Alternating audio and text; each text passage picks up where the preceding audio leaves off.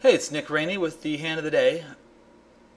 Looking at a hand in the small blind from Monday night's FTOPS event. It was a $1,000 no limit with early antes.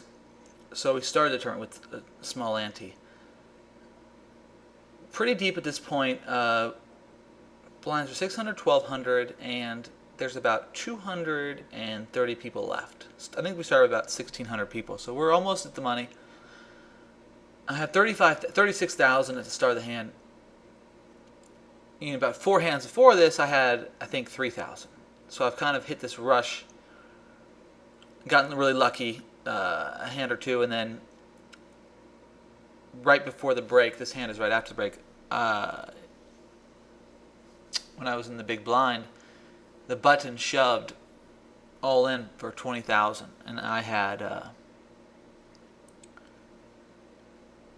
about 15,000, and he had ace 7 and I had ace queen, and it held, and now, boom, I'm at 36,000. So I'm in the small blind, and it's folded around to me. Now in this situation, I would say about 95% of the time I do the limp and lead, the Jay Carver Classic. If you're not a Poker VT member, you need to sign up now and watch all of his videos, because he is a genius. Probably one of the most brilliant minds in the whole poker business. An absolute, just incredible poker player and poker mind. So definitely need to check out his videos.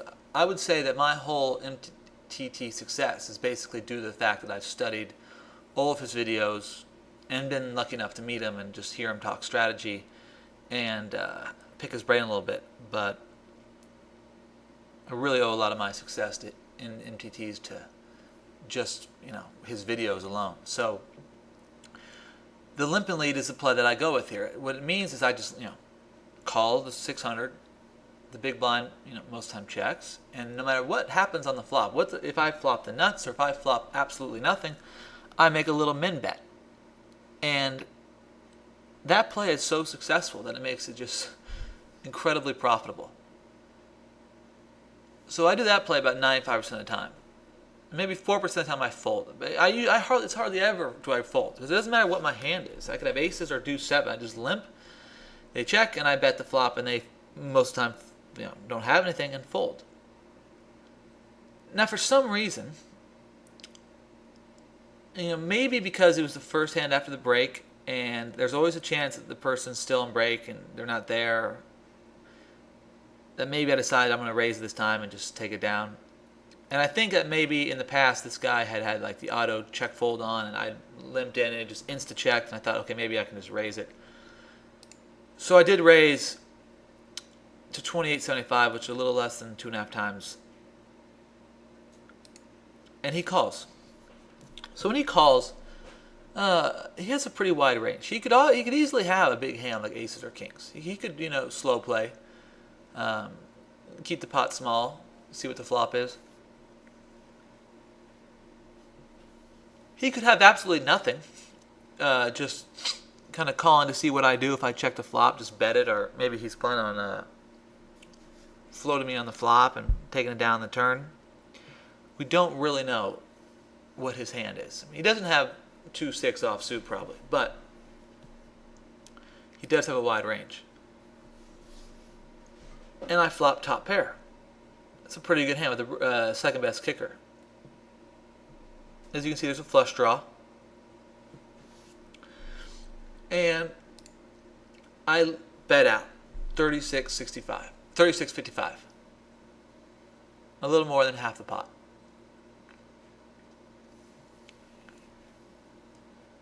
I would make the same bet if I had ace king, queen jack, pocket 6s, pocket 10s. This is the bet I would make with any 2 cards.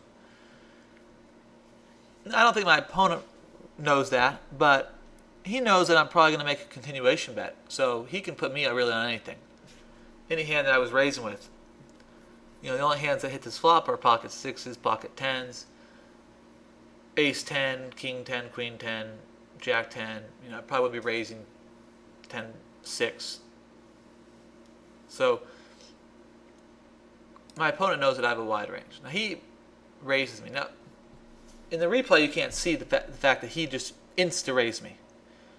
And it's not a min raise, but it's close.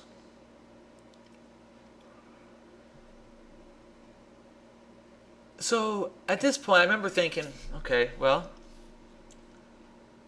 that was so fast. And a lot of times when people raise so fast like that, it's kind of a bluff raise of, you know, seeing if I have anything. Because if I have nothing, I'm going to fold here most of the time.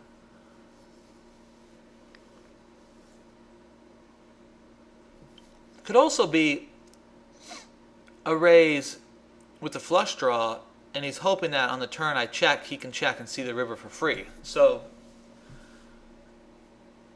that was kind of what I really was thinking he had. I said, you know, probably has some kind of flush draw, and he wants me to call, check the turn, and he can get the river for free. Maybe like a queen 9 of hearts or ace 5 of hearts. There's a possibility you could have a 6. And if he didn't have a flush draw, I mean, if he had a 6, he could be scared of the flush draw. I would think he would raise it more. You know, because obviously a flush draw is not folding at this point for only 3,000 more, chance to win 18,000. There's 18,000 in the pot.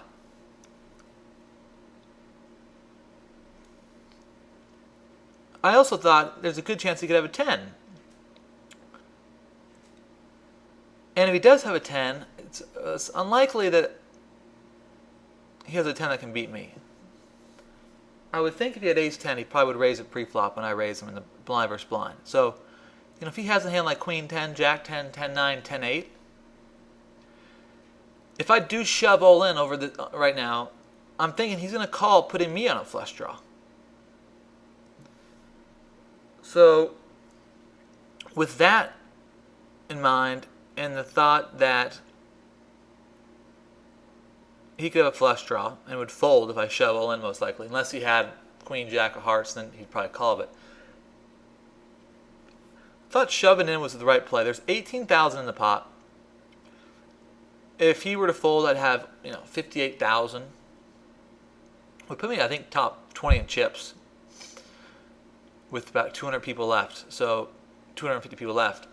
Give me a, you know, a legitimate shot at going really deep in this thing. And so I decided to shove all in.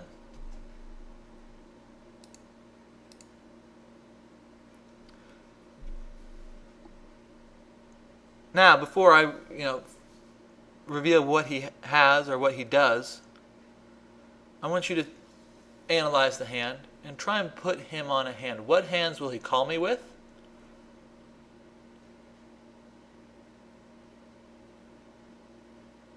And do you think he's folding if he has jack 10 or 10 9? Obviously, he's never going to fold a 6 if he has a 6. He's not going to fold pocket 10s, which is highly unlikely. But, you know, if he does, another, you know, this is something I didn't even think about at the time, is that he could have like jacks, queens, or aces, or kings. Kings would be unlikely, but, you know, that is a possibility. I didn't even think about it at the time, which is a good example of what, you know, really analyzing a hand. You don't have much time, you know, you get about 60 seconds, but because he didn't re-raise in pre-flop, I wasn't even thinking that he could have a huge hand, but he obviously could. It's not out of the question. And he's not folding one of those either.